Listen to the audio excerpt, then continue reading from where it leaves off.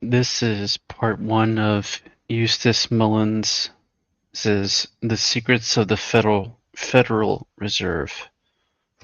Um, we'll just do the disclaimer first. This is for educational purposes only.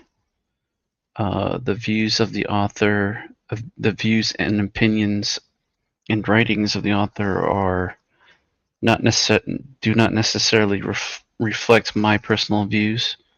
I'm here just commentating for the purposes of criticism, comment, possibly teaching. Although I'm not really a teacher, and I'm definitely not a scholar. But maybe this is research. You could say this is research, but this is for educational purposes only. No medical, legal, or any other type of binding advice is given or provided here. So I hope this covers pretty much everything that needs to be covered with that disclaimer. And this is an old charcoal drawing I did back in art class when I was in college. It's only part of the artwork that I did because for some reason the dimensions on StreamYard just make it come out goofy and it's zoomed in a bit. So maybe I can fix this in the future, that I can at least show a far better angle of it. So anyways, let's get into this book. It's been sitting on my desk for a good bit of time, so finally getting around to it. Not sure how far we'll get in this first part, but it looks like there's 14 chapters. It's about 180 pages. So let's get into this. The dedication reads, "Dedication to two of the finest scholars of the 20th century, George Stimson and Ezra Pound, who generously gave of their vast knowledge to a young writer to guide him in a field which he could not have managed alone. Acknowledgements. I wish to thank my former fellow members of the staff of the Library of Congress whose very kind assistance, cooperation, and suggestions made the early version of this book possible. I also wish to thank the staffs of the Newberry Library, Chicago, the New York City Public Library, the Alderman Library of the University of Virginia, and the McCormick Library of Washington and Lee University, Lexington, Virginia, for their invaluable assistance in the completion of 30 years of further research for this definitive work on the Federal Reserve System." About the author. Eustace Mullins is a veteran of the United States Air Force with 38 months of active service during World War II. A native Virginian, he was educated at Washington and Lee University, New York University, Ohio University, the University of North Dakota, the Escuelas, Escuelas,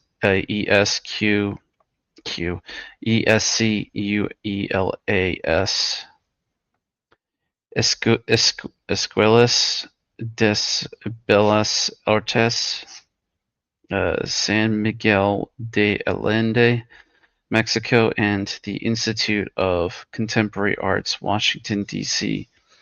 The original book, published under the title Mullins on the Federal Reserve, was commissioned by the poet Ezra Pound in 1948. Ezra Pound was a political prisoner for 13 and a half years at St. Elizabeth's Hospital, Washington, D.C., a federal institute for the insane. His release was accomplished largely through the efforts of Mr. Mullins. The research at the Library of Congress was directed and reviewed daily by George Stimpson, founder of the National Press Club in Washington, whom the New York Times on September 28, 1952 called a highly regarded reference source in the Capitol. Government officials, congressmen, and reporters went to him for information on any subject, end quote. Published in 1952 by Casper and Horton, New York, the original book was the first nationally circulated revelation of the secret meetings of the international bankers at Jekyll Island, Georgia, 1907 to 1910, at which place the draft of the Federal Reserve Act of 1913 was written. During the intervening years, the author continued to gather new and more startling information about the backgrounds of the people who direct the Federal Reserve policies. New information gathered over the years from hundreds of newspapers, periodicals, and books give corroborating insight into the connections in the international banking houses. Asterisk, there's a footnote. The London Acceptance Council is limited to 17 international banking houses authorized by the Bank of England to handle foreign exchange. End of footnote. While researching this material, Eustace Mullins was on the staff of the Library of Congress. Mullins later was a consultant on highway finance for the American Petroleum Institute, consultant on hotel development for Institutions magazine, and editorial director for the Chicago Motors Club for the Chicago Motor Club's 4 publications. And that's the end of the About the Author section.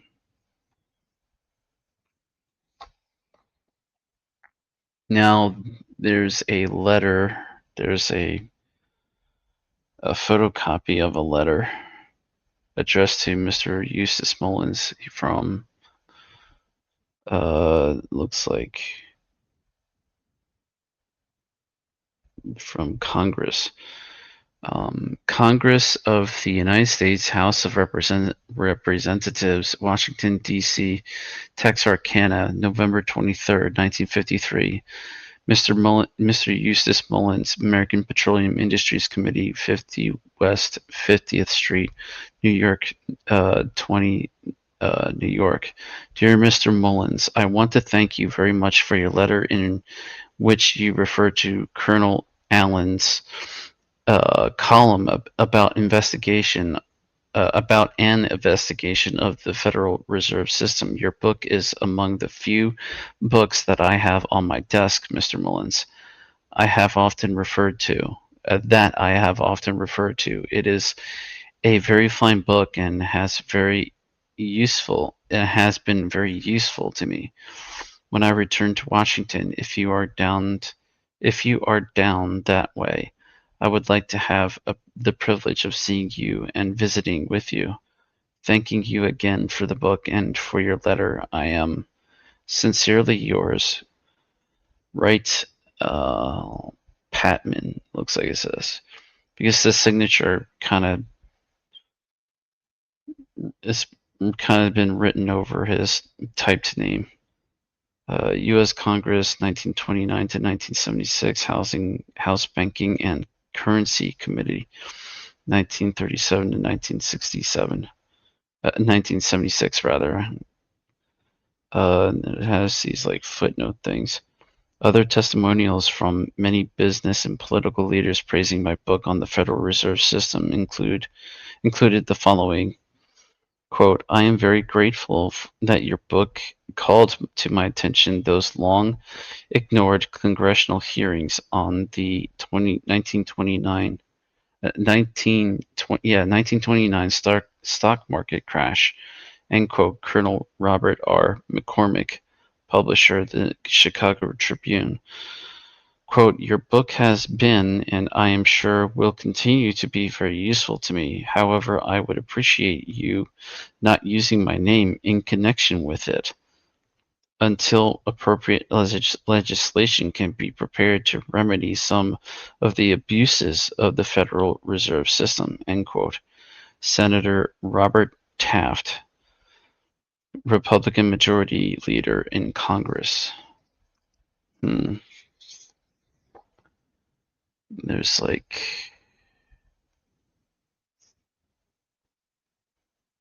the next page has a facsimile of something. What does that say? Something Congress of the United States of America at the second session begun and held at the city of Washington on Monday, the 1st of December, 1913, an act to provide for the establishment of the Federal Reserve Banks, plural, to furnish an elastic currency, to afford means of rediscounting commercial paper, to establish a more effective supervision of banking in the United States, and for other purposes. Well, that's very vague. Other purposes. Be it enacted by the Senate and House of Representatives of the United States of America in Congress assembled that the short title of this act shall be the Federal Reserve Act, quote unquote. Signature of someone that I can't quite make out. CH something. The Speaker of the House of Representatives, and signature from also the Vice President of the United States and President of the Senate. Approved 23rd of December 1913. Woodrow Wilson. Signatures at the bottom here. The above facsimile is reproduced from page 60 of, quote, Historical Beginnings, the Federal Reserve, end quote, published by the Federal Reserve Bank of Boston in the 7th printing, 1982. The foreword. In 1949, while I was visiting Ezra Pound, who was a political prisoner at St. Elizabeth's Hospital, Washington, D.C., a federal institution for the insane, Dr. Pound asked me if I had ever heard of the Federal Reserve System. I replied that I had not, as of the age of 25. He then showed me a $10 bill marked, quote, Federal Reserve Note, end quote, and asked me if I would do some research at the Library of Congress on the Federal Reserve System, which had issued this bill. Pound was unable to go to the library himself, as he was being held without trial as a political prisoner by the United States government. After he was denied broadcasting time in the United States, Dr. Pound broadcast from Italy in an effort to persuade people of the United States to not enter World War II. Franklin D. Roosevelt had personally ordered Pound's indictment, spurred by the demands that his three personal assistants, Harry Dexter White, Lachlan Curry, and Alger Hiss, all of whom were subsequently identified as being connected with communist espionage. I had no interest in money or banking as a subject because I was working on a novel. Pound offered to supplement my income by $10 a week for a few weeks. My initial research revealed evidence of an international banking group which had secretly planned the writing of the Federal Reserve Act and Congress's enactment of the plan into law. These findings confirmed what Pound had long suspected. He said, quote, "You must work on it as a detective story," end quote. I was fortunate in having my research at the Library of Congress directed by a prominent scholar, George Stimson, founder of the National Press Club, who was described by the New York Times of September 28, 1952, quote, "beloved by Washington newspapermen as, quote, our walking library of Congress," end quote. Mr. Stimson was a highly regarded reference source in the Capitol. Government officials, congressmen, and reporters went to him for information on any subject, end quote. I did my research 4 hours each day at the Library of Congress and went to St. Elizabeth's Hospital in the afternoon. Pound and I went over the previous day's notes, and I then had dinner with George Stimson at Scholl's, Scholl, Scholl's cafeteria while he went over my material, and I then went back to my room to type up the corrected notes. Both Stimson and Pound made many suggestions in guiding me in a field which I had no previous experience. When Pound's resources ran low, I applied to Guggenheim Foundation, Huntington Hartford Foundation, and other foundations to complete my research on the Federal Reserve.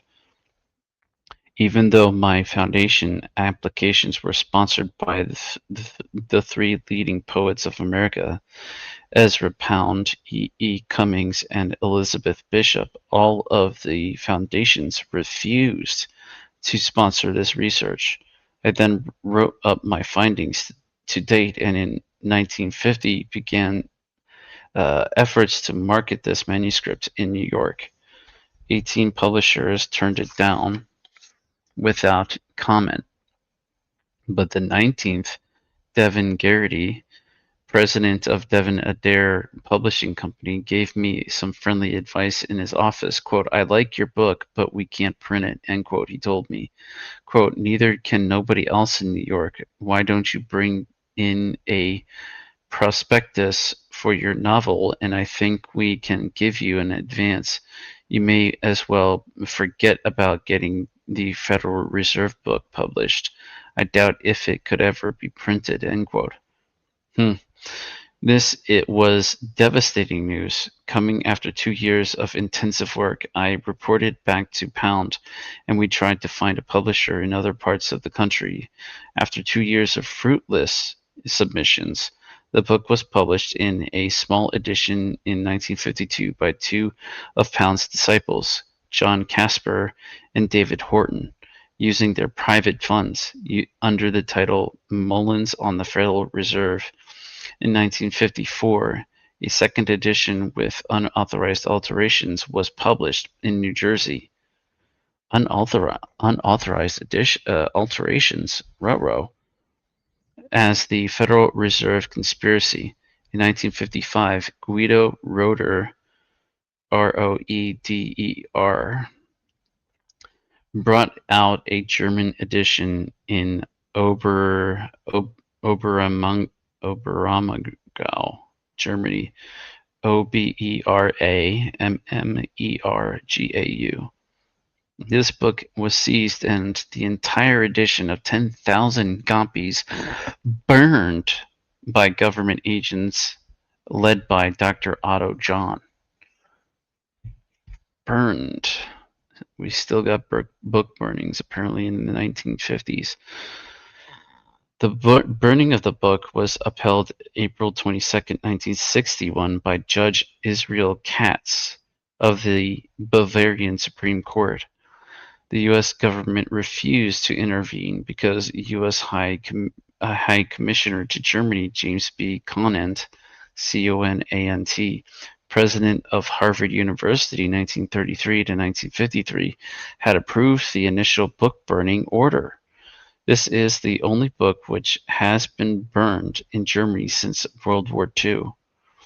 And in 1968, a pirated edition of this book appeared in California. Both the FBI and the U.S. Postal Inspectors refused to act, despite numerous complaints from me. During the next decade, in 1980, a new German edition appeared because the U.S. government apparently no longer, I think that's a typo, no longer dedicated the internal affairs of Germany. The identical book, which had been burned in 1955, now circulates in Germany without interference. I had collaborated on several books with Mr. H. L. Hunt, and he suggested that I should continue my long-delayed research on the Federal Reserve and bring out a more definitive version of this book. I had signed a contract to write the authorized biography of Ezra Pound, and the Federal Reserve book had to be postponed. Mr. Hunt passed away before I could get back to my research, and once again I faced the problem of financing research for the book. My original book had traced and named the shadowy figures in the United States who planned the Federal Reserve Act. I now discovered that the men whom I exposed in 1952 as the shadowy figures behind the operation of the Federal Reserve System were themselves shadows. The American fronts for the unknown figures who became known as the quote London Connection end quote. I found that notwithstanding our success in the Wars of Independence in 1812 against England, we remained an economic and financial colony of Great Britain.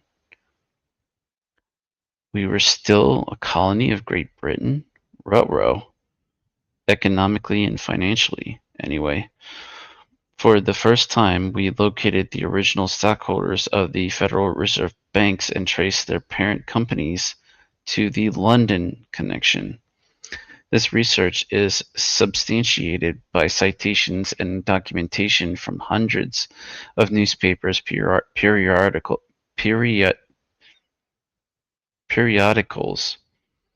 and books and charts showing blood, marriage, and business relationships. More than 1,000 issues of the New York Times on microfilm have been checked not only for original information but verification of statements from other sources. It is a truism of the writing profession that a writer has only one book within him. This seems applicable to me in my case, because I am now in the fifth decade of continuous writing on a single subject inside the inside story of the Federal Reserve System. This book was, from its inception, commissioned and guided by Ezra Pound. 4 of his proteges have previously been awarded the Nobel Prize for Literature.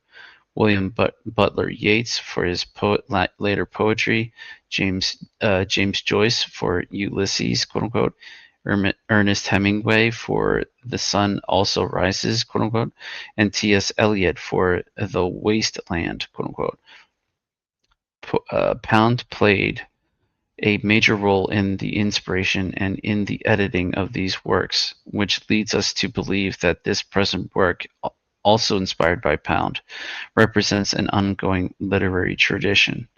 Although this book in its inception was expected to be a torturous work on economic and monetary techniques, it soon developed into a story of such universal and dramatic appeal that from the outset, Ezra Pound urged me to write it as a detective story, a genre which was invented by my fellow Virginian Edgar Allan Poe. I believe that the continuous circulation of this book during the past 40 years has not only exonerated Ezra Pound for his much condemned political and monetary statements, but also that it has been and will continue to be the ultimate weapon against the powerful conspirators who compelled him to serve 13 and a half years without trial. as a political prisoner held in an insane asylum, a la KGB. His earliest vindication came when the government agents who represented the conspirators refused to allow him to testify in his own defense. The second vindication came in 1958 when these same agents dropped all charges against him, and he walked out of St. Elizabeth's hospital a free man once more. His third and final vindication in this work is this work, which documents every aspect of his exposure of the ruthless international financiers to whom Ezra Pound became but one more victim, doomed to serve years as the man in the iron mask. Because he had dared to alert his fellow Americans to their furtive acts of treason against all people of the United States. Is there a page missing? I hope not. It's just the layout of the typing here, the font, the typeset looks a little strange on the next page. Anyway, in my lectures throughout this nation and in my appearances on many radio and television programs, I have sounded the tocsin that the Federal Reserve System is not federal. It has no reserves, and it is not a system at all, but rather a criminal syndicate. From November 1910, when the conspirators met on Jekyll Island, Georgia, to the present time, the machinations of the Federal Reserve bankers have been shrouded in secrecy. Today, that secrecy has cost the American people a $3 trillion debt, with annual interest payments on these bankers amounting to some $300 billion per year. We're a lot higher now. Sums which stagger the imagination and which in themselves are ultimately unpayable. Ultimately unpayable. Officials of the Federal Reserve System routinely issue remonstrances to the public, much as the Hindu fakir, F-A-K-I-R, I-R, fakir pipes an insistent tune, much as the Hindu fakir pipes an insistent tune to the dazed cobra which sways its head before him, not to resolve the situation, but to prevent it from striking at him. Such was the soothing letter written by Donald J. Wynne, assistant to the Board of Governors, in response to an inquiry by a congressman, the Honorable Norman D. Shumway, Shumway, on March 10, 1983. Mr. Wynne states that, quote, the Federal Reserve System was established by an act of Congress in 1913 and is not a, quote, private corporation, end quote. End quote. On the next page, Mr. Wynne continues, quote, the stock of the Federal Reserve Banks is held entirely by commercial banks that are members of the Federal Reserve System, end quote. He offers no explanation as to why the government has never owned a single share of stock in any Federal Reserve Bank, or why the Federal Reserve System is not a, quote, private corporation, end quote, when all its stocks is owned by private corporations, quote unquote. American history in the 20th century has recorded the amazing achievements of the Federal Reserve bankers. First, the outbreak of World War I, which was made possible by the funds available from the new Central Bank of the United States. Second, the agricultural depression of 1920. Third, the Black Friday crash on Wall Street of October 1929. 1929 and the ensuing Great Depression. Fourth, World War II. Fifth, the conversion of the assets of the United States and its citizens from real property to paper assets from 1945 to the present, transforming a victorious America and foremost world power in 1945 to the world's largest debtor nation in 1990. Today, this nation lies in economic ruins, devastated and destitute in much the same dire straits in which Germany and Japan found themselves in 1945. Will Americans act to rebuild our nation as Germany and Japan have done when they face the identical conditions which we now face? Or will we continue to be enslaved by the Babylonian debt money system, which was set up by the Federal Reserve Act in 1913 to complete our total destruction? This is the only question which we have to answer, and we do not have much time left to answer it. And that was back in 1991. Because of the depth and the importance of the information which I have developed at the Library of Congress under the tutelage of Ezra Pound, this work became the happy hunting ground for many other would-be historians who were unable to research this material for themselves. Over the past 4 decades, I have become accustomed to seeing this material appear in many other books, invariably attributed to other writers, with my name never mentioned. That's it is what it is, my friend. To add insult to injury, not only my material, but even my title has been appropriated in a massive, if obtuse work called "The Secrets of the quote the Secrets of the Temple, the Federal Reserve," end quote. This heavily advertised book received reviews ranging from incredulous to hilarious.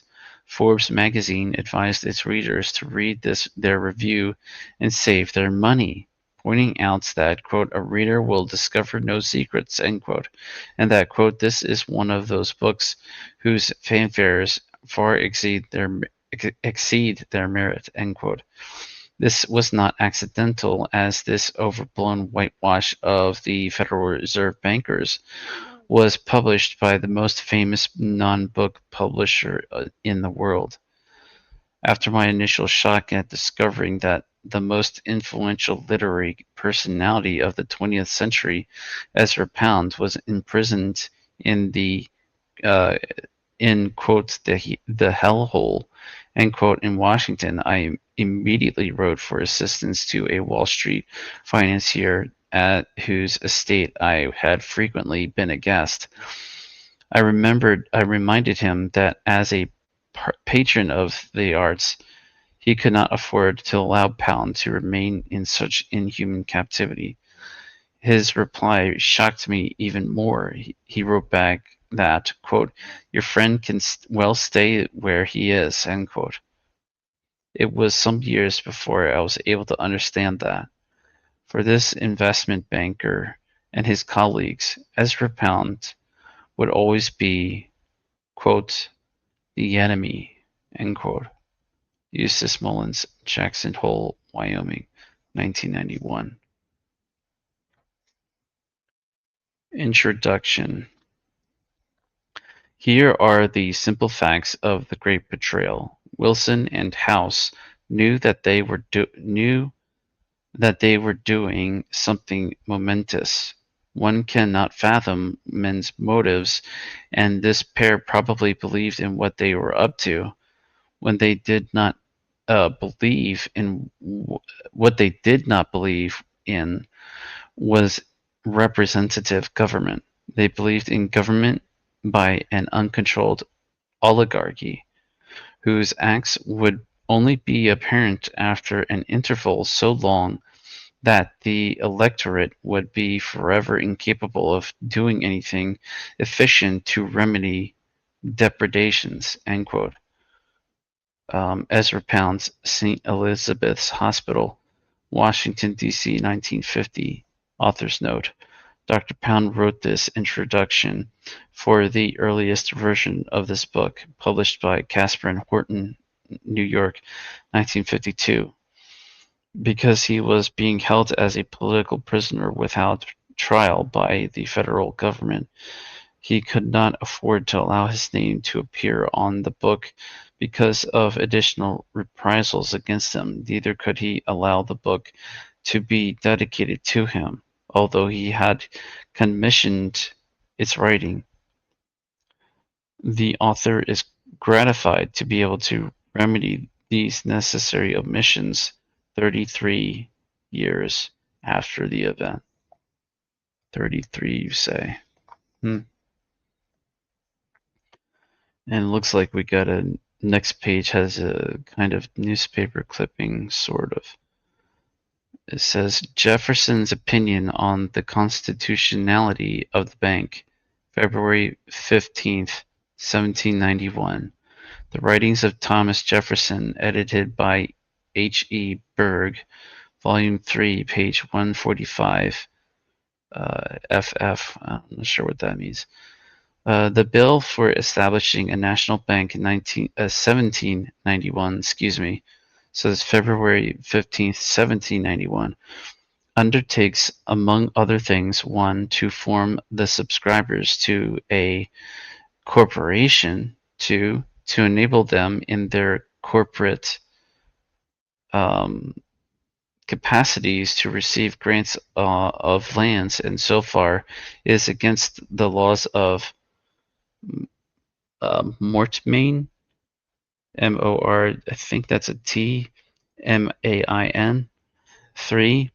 To make alien subscribers capable of holding lands, and so far is against the laws to alienage. 4. To transmit these lands on the death of a proprietor to a certain line of successors, and so far changes the course of descents. 5. To put the lands out of the reach of forfeiture or escheat, escheat, and so far is against the laws of forfeiture and escheat. 6. To transmit personal chattels to successors in a certain line, and so far is against the laws of distribution. 7. To give them the sole and exclusive right of banking under the national authority, and so far is against the laws of monopoly. 8. To communicate to them a power to make laws paramount to the laws of the states, for so they must be construed to protect the institution from the control of the state legislators, and so probably they will be construed. I consider the foundation of the Constitution as laid on this ground, that all powers not delegated to the United States by the Constitution nor prohibited by it to the states are reserved to the states or to the people. 12th Amendment. To take a single step beyond the boundaries thus especially drawn around the powers of Congress is to take possession of a boundless field of power, no longer susceptible of any definition. The incorporation of a bank and the powers assumed by this bill have not, in my opinion, been delegated to the United States by the Constitution. And that's from February 15th, 1791. Writings of Thomas Jefferson. Chapter 1. Quote, the matter of a uniform discount rate was discussed and settled at Jekyll Island, end quote. Paul M. Warburg. Footnote: Professor Nathaniel Wright Stevenson, Paul Warburg's memorandum, Nelson Aldrich, a leader in American politics, Scribner's, New York, 1930. Well, I don't think I'm going to read every single footnote. It's just sources, it looks like. Anyways, that's the quote. On the night of November 22nd, 1910, a group of newspaper reporters stood disconsolately in the railway station at Hoboken, New Jersey. They had just watched a delegation of the nation's leading financiers leave the station on a scarlet mission. It would be years before they discovered what the mission was, and even then they would not understand that the history of the United States underwent a drastic change after that night in Hoboken. The delegation had left in a sealed railway car with blinds drawn for an undisclosed destination.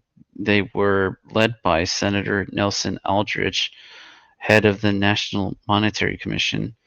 President Theodore Roosevelt had signed into law the bill creating the National Monetary Commission in 1908, after the tragic panic of 1907 had resulted in a public outcry that the nation's monetary system be stabilized. Aldrich had the lead members of the commission on a 2-year tour of Europe, spending some $300,000 of public money. He had not yet made a report on the results of this trip, nor had he offered any plan for banking reform. Accompanying Senator Aldrich at the Hoboken station were his private secretary, Shelton A. Piatt Andrew, Assistant Secretary of Treasury and Special Agent to the National Monetary Commission, Frank Vanderlip, President of the National City Bank of New York, Henry P. Davison, Senior Partner of J.P. Morgan Company, and generally regarded as Morgan's personal emissary, and Charles D. Norton, President of the Morgan-dominated First National Bank of New York. Joining the group just before the train left the station were Benjamin Strong, also known as a lieutenant of J.P. Morgan, and Paul Warburg, a recent immigrant from Germany who had joined the banking house of Kuhn, Loeb and Company, New York, as a partner, earning $500,000 a year. 6 years later, a financial writer named Bertie Charles Forbes, who later founded the Forbes magazine, the present editor, Malcolm Forbes, his son, wrote, quote, "Picture a party of the nation's greatest bankers stealing out of New York on a private railroad car under cover of darkness, stealthily hieing, H-I-E-I-N-G, hundreds of miles south, embarking on a mysterious launch, sneaking in onto an island deserted by all but a few servants, living there a full week under such rigid secrecy that the names of not one of them was once mentioned, lest the servants learned the identity and disclosed to the world this strangest, most secret expedition in the history of American finance, at least at the time, I would imagine. I am not romancing. I am giving to the world for the first time the real story of how the famous Aldrich currency report The foundation of our new currency system was written. The utmost secrecy was enjoined upon all.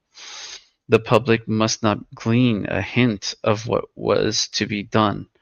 Senator Aldrich notified each one to go quietly into a private car of which the railroad had received orders to draw up on an unfrequented platform. Uh, Off the party set. New York's ubiquitous reporters had been foiled. Nelson Aldrich had confided to Henry, Frank, Paul, and Piot that he was to keep them locked up at Jekyll Island, out of the rest of the world, until they had evolved and compiled a scientific currency system for the United States, the real birth of the present Federal Reserve System, the plan done on Jekyll Island in the conference with Paul, Frank, and Henry. Warburg is the link that binds the Aldrich system and the present system together. He, more than any one man, has made this system possible as a working reality, end quote. That is Current Opinion, quote unquote, December 1916, page 382. The official biography of Senator Nelson Aldrich states, quote, in the autumn of 1910, 6 men went out to shoot ducks. Aldrich, his secretary Shelton, Andrews, Davison, Vanderlip, and Warburg. Reporters were waiting at the Brunswick, Georgia station. Mr. Davison went out and talked to them. The reporters dispersed, and the secret of the strange journey was not divulged. Mr. Aldrich asked him how he had managed it, and he did not volunteer the information. End quote. Davison had an excellent reputation as the person who could conciliate warring factions, a role he had performed for J.P. Morgan during the settling of the money panic in 1907. Another Morgan partner, T.W. Lamont, says, quote, Henry P. Davison served as arbitrator of the Jekyll Island expedition, end quote. From these references, it is possible to piece together the story. Aldrich's private car, which had left Hoboken Station with its shades drawn, had taken the financiers to Jekyll Island, Georgia.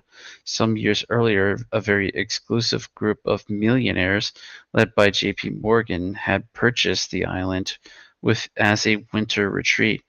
They called themselves the Jekyll Island Hunt Club, and at first, the island was used only for hunting expeditions until the millionaires realized that its pleasant climate offered a warm retreat from the rigors of winters in New York, and began to build splendid mansions, which they called cottages, quote unquote, for their families as winter vacations.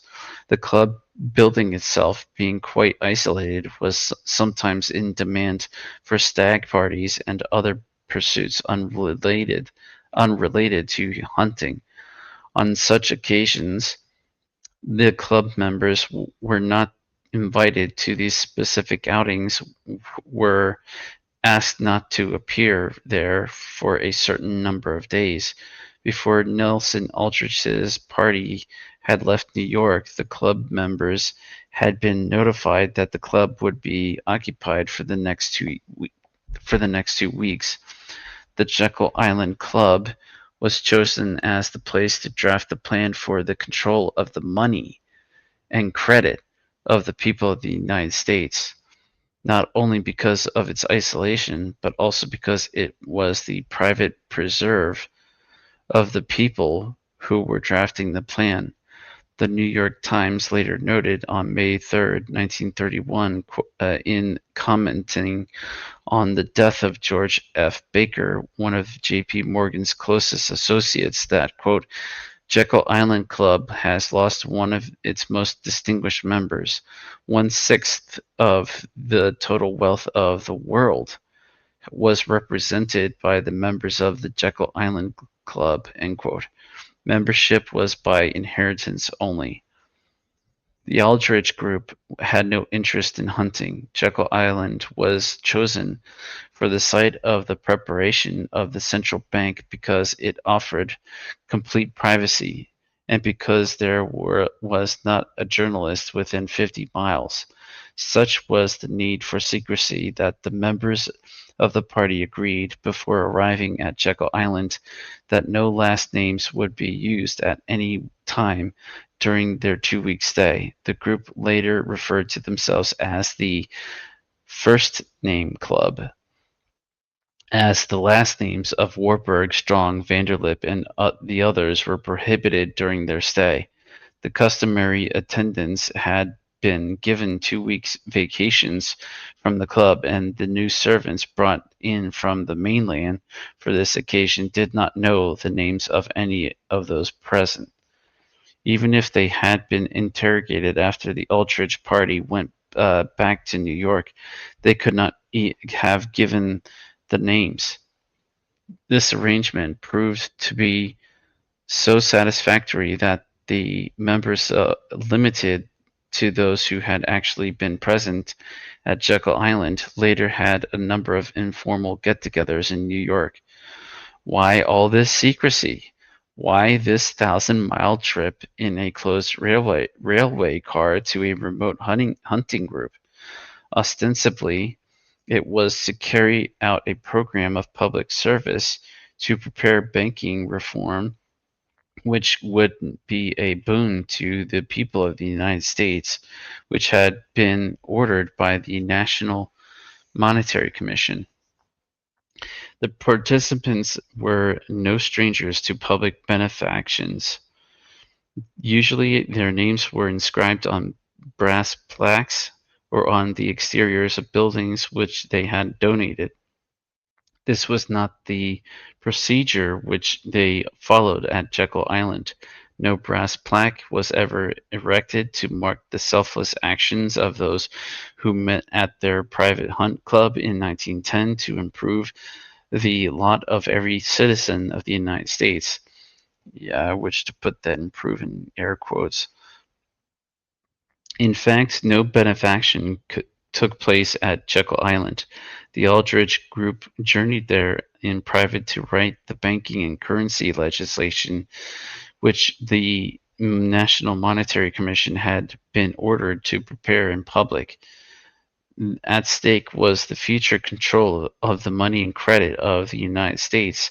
If any genuine monetary reform had been prepared and presented to Congress, it would have ended the power of the elitist one world money creators.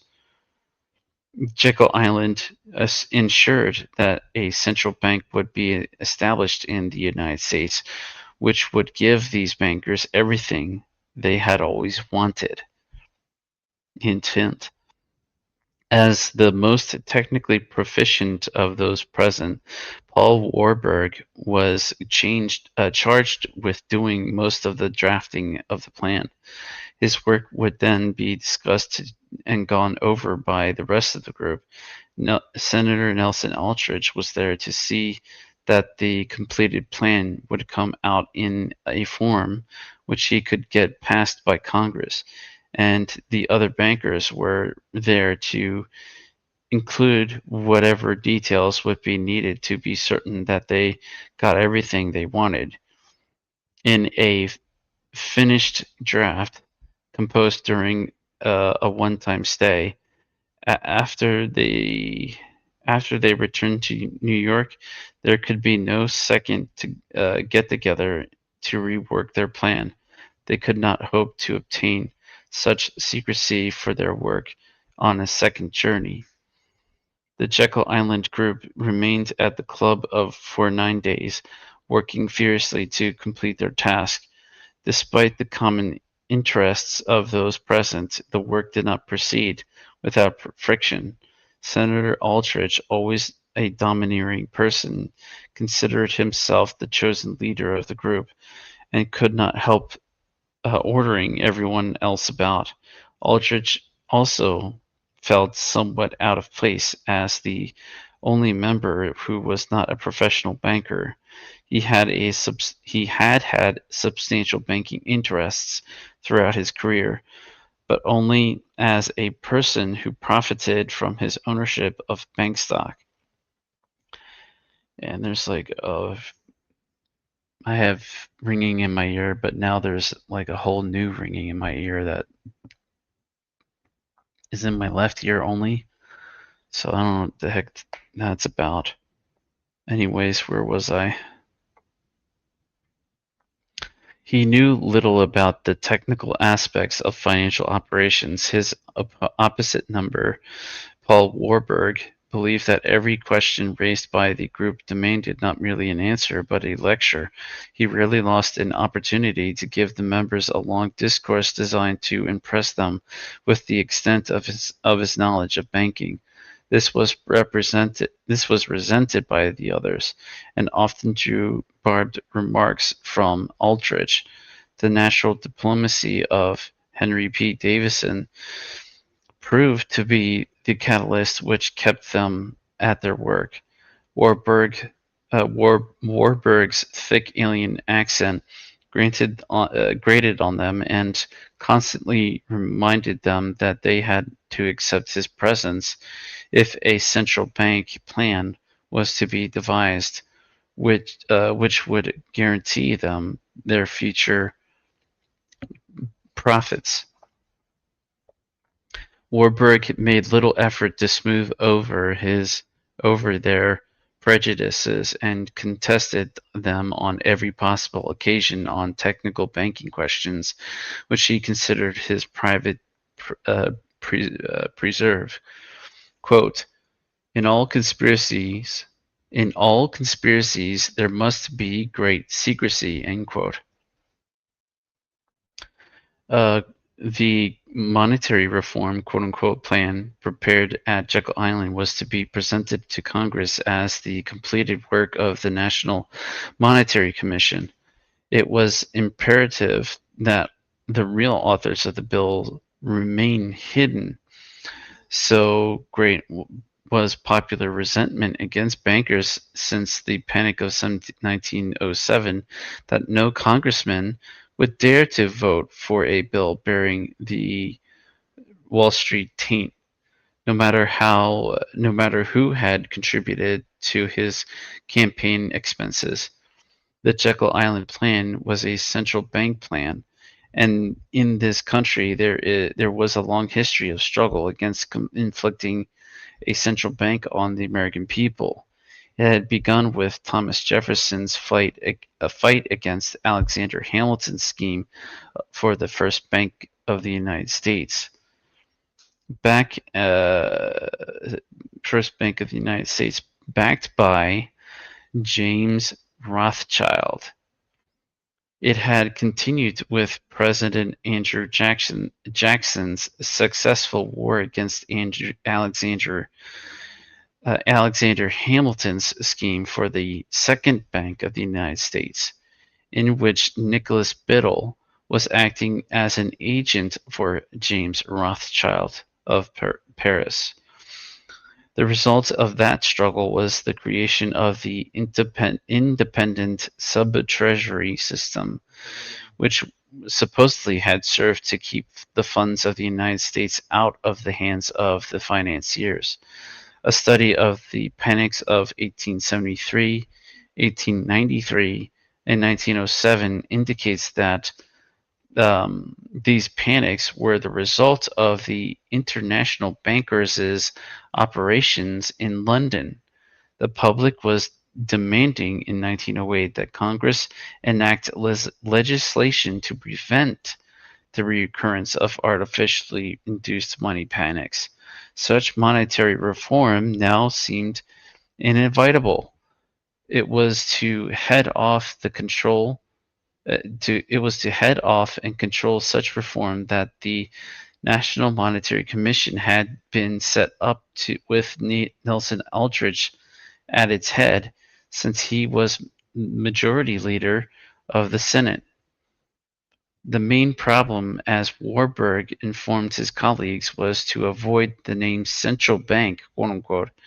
For that reason, they had decided upon the designation of, quote, Federal Reserve System, end quote. This would deceive the people into thinking it was not a central bank. However, the Jekyll Island Plan would be a central bank plan, fulfilling the main functions of a central bank. It would be owned by private individuals who would profit from ownership of shares. As a bank of issue, it would control the nation's money and credit.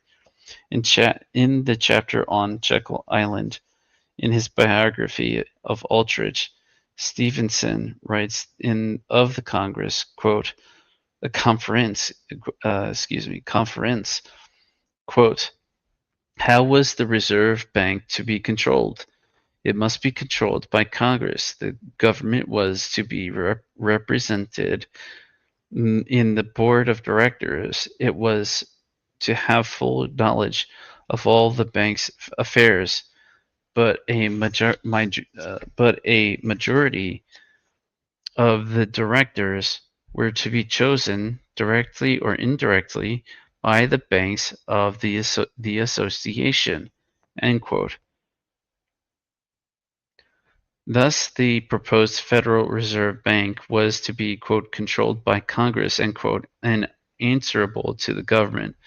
But the majority of the directors were to be chosen, quote, directly or indirectly, end quote, by the banks of the association.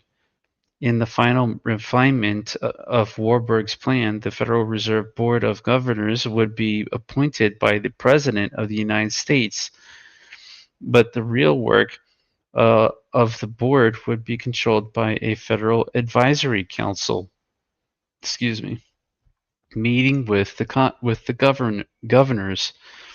The council would be chosen by the directors of the 12 Federal Reserve banks and would remain unknown to the public.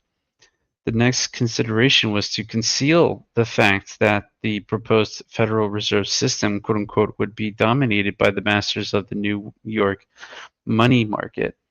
The congressmen from the South and the West could not survive if they voted for a Wall Street plan. Farmers and small businessmen in those uh, areas had suffered most from the money panics. There had been great popular resentment against the Eastern bankers, which during the 19th century became a political movement known as populism, quote unquote. The private papers of Nicholas Biddle, not released until more than a century after his death, show that quite early on the Eastern bankers were fully aware of the widespread public opposition to them. Paul Warburg advanced at Jekyll Island the primary deception which would prevent the citizens from recognizing that his plan set up a central bank. This was the regional reserve system. He proposed a system of 4, later 12 branch reserve banks located in different sections of the country. Few people outside the banking world would realize that the existing concentration of the nation's money and credit structure in New York made the proposal of a regional reserve system a delusion. Another proposal advanced by Paul Warburg at Jekyll Island was the manner of selection of administrators for the proposed regional reserve system. Senator Nelson Aldrich had insisted that the officials should be appointive, not elected, and that Congress should have no role in their selection. Did I say rule? I meant role. No role in their selection. His Capitol Hill experience had taught him that congressional opinion would often be inimical,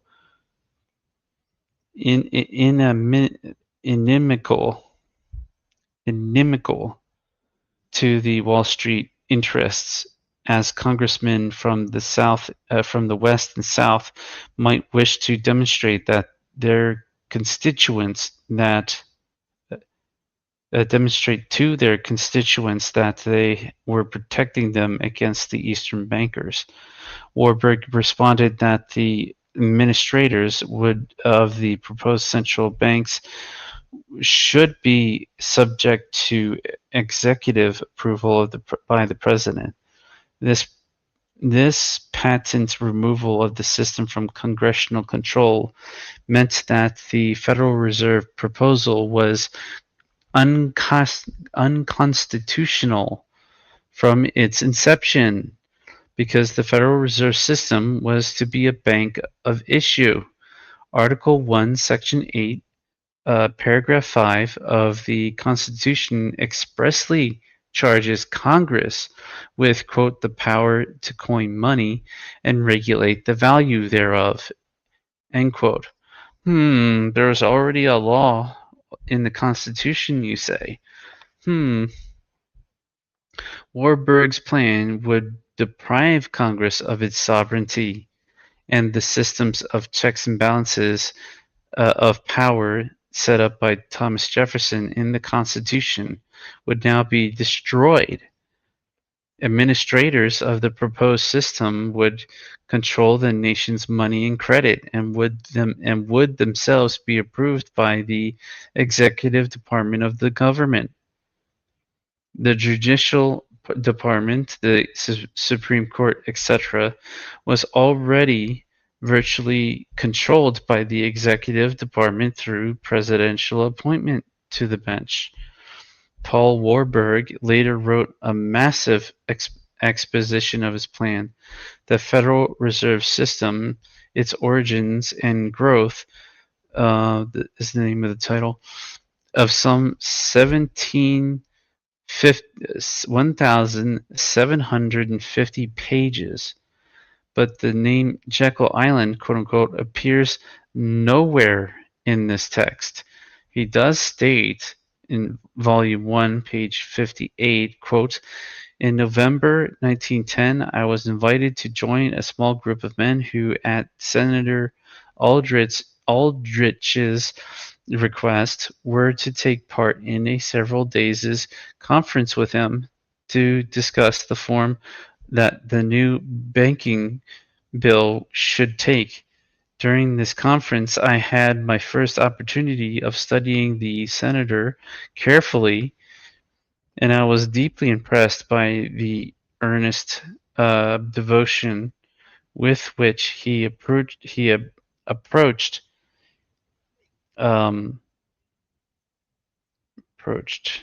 the subject, and the untiring patience with which he applied himself to it, end quote. It is noteworthy that Warburg does not disclose who attended this conference or where it took place, even though it was a momentous gathering which would decide the future control of the money and credit of the people of the United States. He continues, page 59, quote, but then the conference closed. After a week of earnest deliberation, the rough draft of what later became the Aldrich Bill had been agreed upon, and a plan had been outlined for which provided for a, quote, National Reserve Association, end quote, meaning a central reserve organization with an elastic note issue based on gold and commercial paper, end quote. On page 60, Warburg writes, quote, the results of the conference were entirely confidential. Even the fact that there had been a meeting was not permitted to become public, end quote. He adds in a footnote, quote, though 18 years have since gone by, I do not feel free to give a description of this most interesting conference concerning which Senator Aldrich pledged all participants to secrecy, end quote. B.C. Forbes's revelation of the secret expedition to Jekyll Island had surprisingly little impact. It did not appear in print until 2 years after the Federal Reserve Act had been passed by Congress. Hence, it was never read during the period when it could have had an effect, that is, during the congressional debate on the bill. Forbes's story was also dismissed by those, quote, in the know, end quote, as preposterous and a mere invention. Stevenson mentions this on page 484 of his book about Aldrich, quote, this curious episode of Jekyll Island has been generally regarded as a myth. B.C. Forbes got some information from one of the reporters. It told in vague outline the Jekyll Island stories, but made no impression, and was generally regarded as a mere yarn, end quote. The cover-up of the Jekyll Island Conference proceeded along two lines, both of which were successful. The first, as Stevenson mentions, was to dismiss the entire story as a romantic concoction which never actually took place. However, although there were brief references to Jekyll Island in later books concerning the Federal Reserve System, these also attracted little public attention. As we have noted, Warburg's massive and supposedly definite work on the Federal Reserve System does not mention Jekyll Island at all, although he does admit that a conference took place. And in none of his voluminous speeches or writings does the words, quote, Jekyll Island, end quote, appear. With a single notable exception, he agreed to Professor Stevenson's request that he prepare a brief statement for the Aldrich biography. This appears on page 485 as part of, quote, the Warburg Memorandum, end quote. In this excerpt, Warburg writes, quote, the matter of a uniform discount rate was discussed and settled at Jekyll Island, end quote. Another member of the first name club, quote unquote, was less reticent. Frank Vanderlip later published a few references to the council in the Saturday Evening Post, February 9th, 1935, page 25. Vanderlip wrote, quote, despite my views about the value of society of greater publicity for the affairs of corporations, there was an occasion near the close of 1910 when I was secretive, indeed as furtive as any conspirator. Since it would have been fatal to Senator Aldrich's plan to have it known that he was calling on anybody from Wall Street to help him in preparing his bill. Precautions were taken that would have delighted the heart of James Stillman, a colorful and secretive banker who was president of the New York City Bank the National City Bank, during the Spanish-American War, and who was thought to have been involved in getting us into the war. Let's see this right. There's no real question mark. And who was thought to have been involved in getting us into that war. I do not feel it is any exaggeration to speak of our secret expedition to Jekyll Island as the focus of actual concentration of what eventually became the Federal Reserve System, end quote. In a travel feature in the Washington Post, March 27th, 1983, quote, the follow the rich to Jekyll Island, end quote. Ray Hoops writes, quote, in 1910, when Aldrich and his four financial experts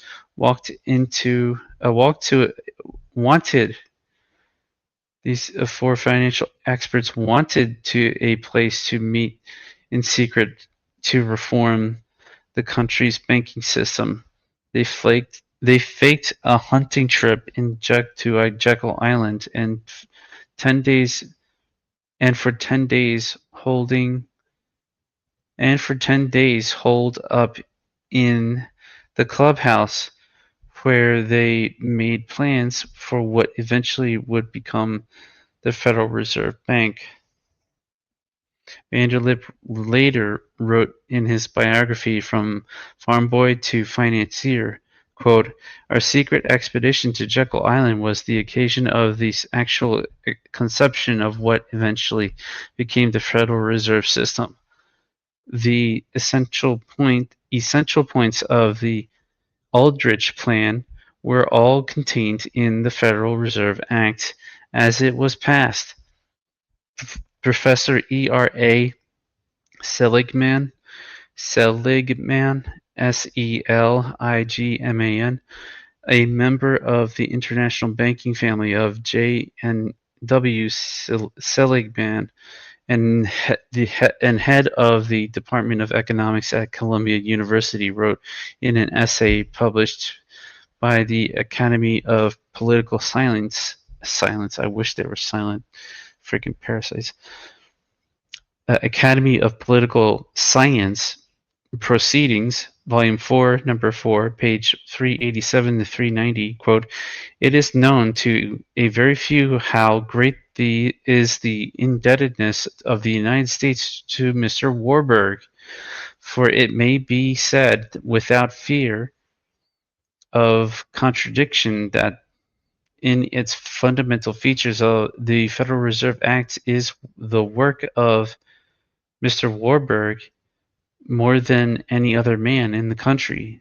The existence of a Federal Reserve Board creates, in everything but in name, a real central policy. The Federal Reserve Act has frankly accepted the principle of the Aldrich Bill. Of a discount policy. The Federal Reserve Act has frequently accepted the principle of the Mr. Warburg and Mr. Warburg and Mr. Warburg alone. It must not be forgotten that Mr. Warburg had a practical object in view. In formulating his plans and in advancing in them, trying to scratch my back in a spot I can't quite reach. Oh, there we go. Anyways, where was I? In formulating his plans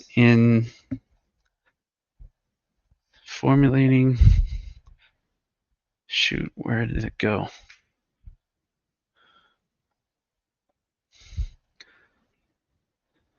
Wait, that's not it.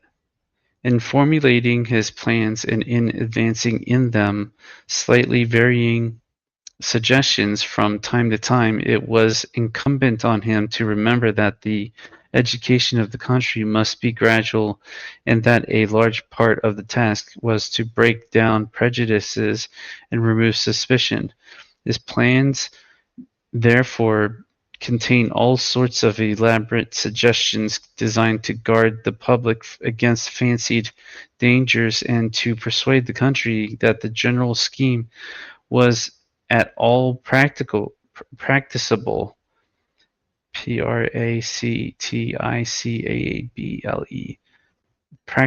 Not practical, practicable,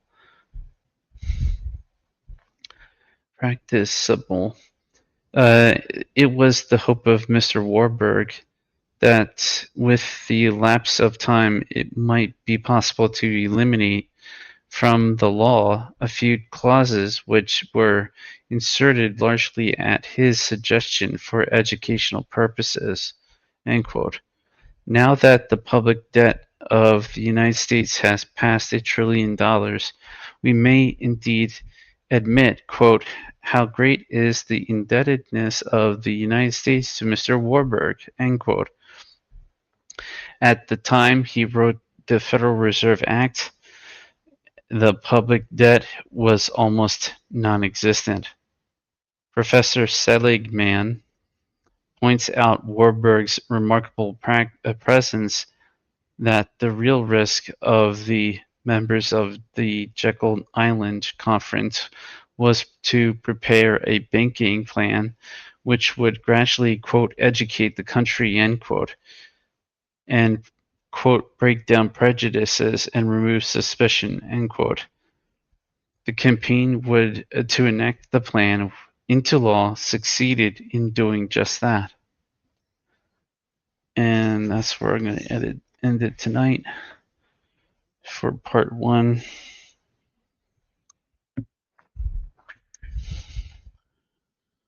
We're getting the background context here with the first chapter. So yeah.